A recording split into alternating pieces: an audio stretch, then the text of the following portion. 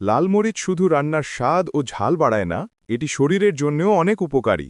এতে প্রচুর vitamin A, vitamin C, iron, calcium, antioxidant এবং ক্যাপসাইসিন রয়েছে, যা নানাভাবে স্বাস্থ্যকে রক্ষা করে।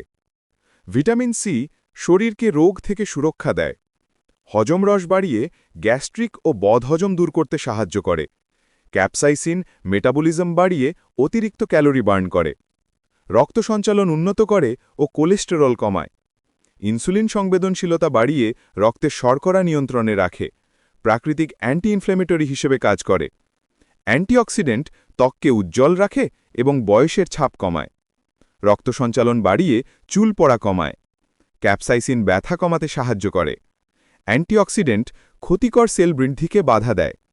তবে লাল মরিচ অতিরিক্ত খাওয়া ঠিক নয়। এতে পাকস্থলীর জ্বালা, গ্যাস্ট্রিক বা অ্যাসিডিটির সমস্যা হতে পারে।